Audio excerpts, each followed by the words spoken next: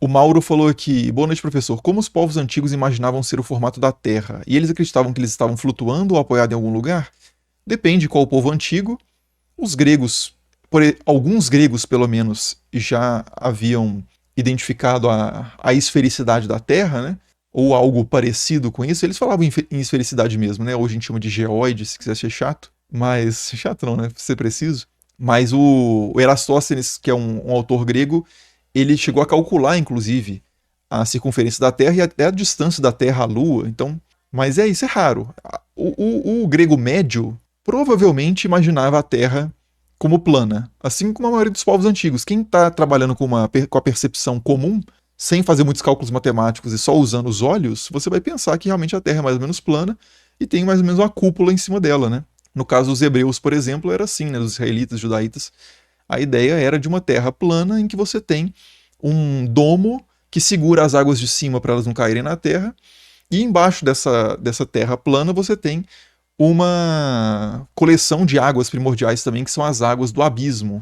No episódio do dilúvio, as águas de cima caem, as águas do abismo sobem, né, meio que revertendo a criação feita lá em Gênesis 1. Na epopeia de Gilgamesh também, o mundo é criado, o cosmos, né, é ordenado por Marduk a partir do corpo de Tiamat, que é uma deusa que representa as águas primordiais, que ele derrota, e ele divide o corpo de Tiamat em duas partes. Né? Ele sobe, né? Ergue e prende o corpo, uma parte do corpo dela lá em cima, que são as águas de cima, e a outra parte do corpo dela são as águas de baixo, e a geologia também, montanhas, etc., também é feita a parte do corpo dela. Eu não tenho esse trecho aqui destacado, senão eu pegava aqui e lia também ao vivo, mas que eu acho que eu não tenho aqui. Será que eu tenho? É uma dessas notinhas, será que é isso? Acho que não. Ah, aqui, ó, tem sim. É na página 76 que a gente vê essa edição aí. Na parte a fabricação do céu, né? O Marduk está ordenando o cosmos e ele faz o seguinte: dividiu-a como um peixe seco em duas, metade dela dispôs e o firmamento esticou. Reforçou o couro, guardas fez tomá-lo, suas águas não deixar cair, lhes ordenou. Então ele separa o corpo divide Tiamat como um peixe seco em duas, metade ele coloca em cima, estica um firmamento, que é esse domo, e coloca guardas para impedir que essas águas caiam, né? Então, assim, os povos dessa região geralmente tinham uma cosmologia mais ou menos assim. Você tem uma cúpula em cima da sua cabeça, você tem águas embaixo, porque se você furar um poço, por exemplo, você encontra água, então a ideia das águas primordiais é essa, né? Tem um mapinha, geralmente, que o pessoal coloca para representar isso. É um mapa que ninguém na antiguidade fez, mas a partir de descrições feitas em textos antigos, o pessoal construiu esse mapinha que é útil, assim, didaticamente, né? Não é exatamente uma fonte histórica, mas deixa eu pegar aqui. Eles chamam de Three-Tier Cosmology, que é abismo, terra e céu, né? Cosmology. Significa, né, cosmologia em 3 níveis. Aqui, ó. Seria algo mais ou menos. Que eu vou pegar um aleatório, tá? Vamos ver se esse vai estar bom. Esse aqui eu já usei antes. Esse aqui tá bom, com certeza. Então você tem aqui uma terra mais ou menos plana, o submundo que tem as águas aqui, inclusive Ea, que é um dos deuses principais lá aqui do Enuma Elish, né, o pai de Marduk. Ele é o senhor das águas do abismo, porque ele vence Apsu, que era antes as águas do abismo, antes desse épico de Marduk acontecer. Então você tem aqui a terra, tem o submundo com as águas do abismo, tem os pilares da terra, que mantém ela fixa, sei lá onde exatamente, porque os pilares estão em algo que tem pilares também. Os caras não fizeram essa conta até o final, assim, estava suficiente, esse esquema está suficiente. E aí você tem aqui os pilares do céu, que seguram aqui o domo, e o oceano, que são as águas de cima, acima desse domo, e você tem os céus mesmo, propriamente, sei lá, aqui do lado de fora. Esse aqui é bem esquemático, tá? Tipo assim, só para uma aproximação, assim, mais ou menos, de uma concepção que os caras não detalharam, em geral, né? Nesse contexto mítico, poético, não era uma preocupação você fazer uma cartografia precisa, né, do mundo. Um mapa que a gente tem, de fato, a gente tem um mapa do mundo mesopotâmico, é esse aqui. Como é que chama? Imagomundi. Aqui. Isso aqui é uma tabuinha de argila mesopotâmica que tem um mapa do mundo. Esse sim é um mapa do mundo mesmo. E aí você tem várias estruturas, né? Deixa eu ver se a gente pega uma com elas identificadas. Já fiz um vídeo sobre isso aqui no canal também. Aqui, né? Então você tem aqui a Babilônia, esse retângulo representando a Babilônia. Aí você tem a Síria aqui, cidades bem esquemático, né? Tipo assim, ele não está preocupado com escala. Tem o Eufrates cortando aqui a Babilônia. Você tem um canal e um pântano aqui, a cidade de Susa, persa, aqui.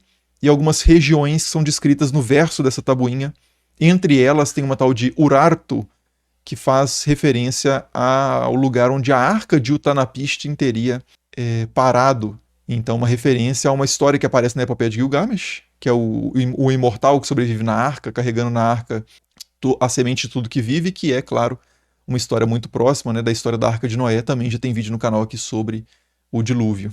O GMN falou aqui, professor, judeus acreditavam em paraíso/inferno? Depende em que período da história, né? Se você pega o início ali de antiga religião de Judá e Israel, não tem essa ideia de paraíso e inferno, né? Você tem uma ideia de um mundo dos mortos, Sheol, que é uma existência apagada em que a pessoa sobrevive o suficiente para, por exemplo, ser invocada por meio de necromantes, como acontece na história lá de Saul, que consulta necromante para falar com Samuel. É uma visão muito parecida de vida após a morte dos mesopotâmicos. Então, quem fez o curso lá, História do Além, ou assistiu os vídeos aqui no canal de História do Inferno, O Inferno segundo os Mesopotâmicos, tem um vídeo aqui no canal que eu falo sobre isso. É uma espécie de existência apagada, assim, né?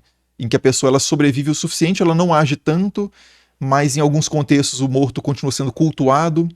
As pessoas levam alimentos para vitalizar o morto no mundo dos mortos, são as ofertas feitas nos túmulos, né? Que são semelhantes a templos também, para os ancestrais. Então você tem esse tipo de morte, assim, né? Todo mundo vai para o mesmo lugar. Depois vai mudando. A partir de desenvolvimentos e contatos culturais ali, você tem uma setorização do submundo. Isso nos tempos de Enoque já existe. Um lugar reservado, por exemplo, aos vigilantes que se corromperam, né? Os chamados anjos caídos, que vai aparecer muito esse imaginário no Novo Testamento. Na carta de Pedro, por exemplo, em que ele fala sobre os espíritos acorrentados.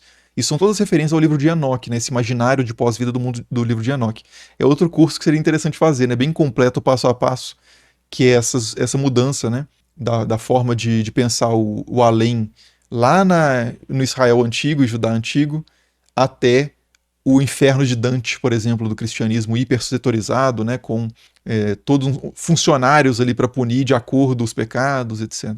E com purgatório e paraíso também. O Fabrício Pires falou que: professor, quais livros e ou autores sobre civilizações/regiões do Antigo Oriente Próximo você indica? Quero me aprofundar mais, pode ser em inglês também. Parabéns pelo incrível trabalho, abraço. Valeu, Fabrício.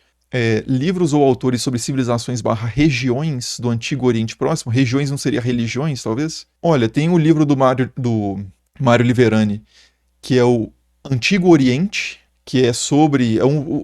talvez seja o melhor manual em português sobre Antigo Oriente Próximo, né? Falando sobre os Sumérios, sobre a região da Mesopotâmia, principalmente, e adjacências. Você tem também um livro bem mais curto e mais fácil, mais introdutório, que é o do Jean Boterreau, que é No Começo Eram os Deuses, que é uma coleção de publicações do Jean Boterreau, que era um acadêmico muito respeitado nesse estudo de Mesopotâmia, sobretudo, e ele escrevia de vez em quando coisas de divulgação para revistas.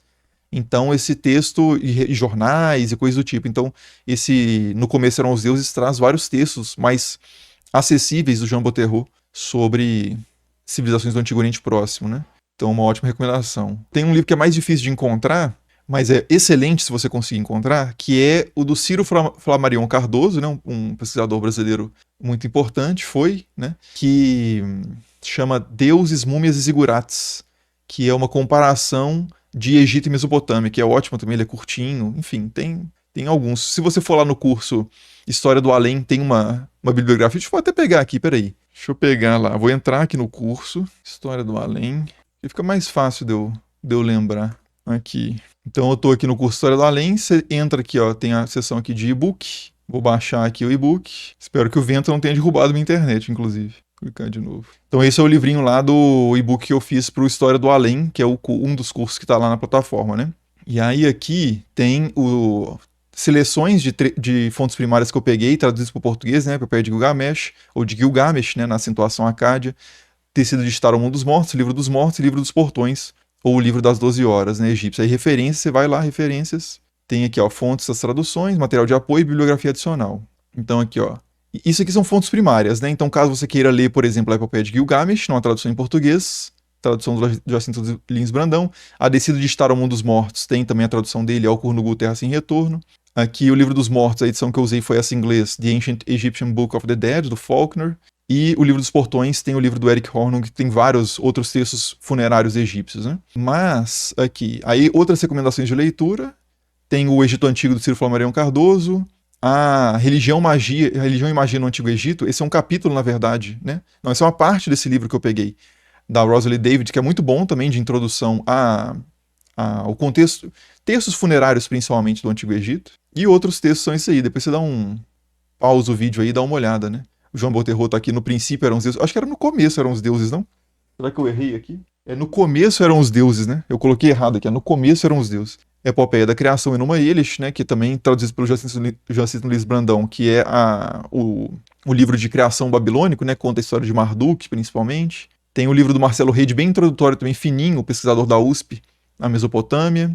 Esse é o mais divulgação, é até um jornalista que escreveu, né? Que é esse Paul, que eu não sei pronunciar o sobrenome dele, que publicado pela Companhia das Letras. Esse é um pouco menos acadêmico, mas é um bom livro também para começar. E Egito Antigo tem outros aqui, né?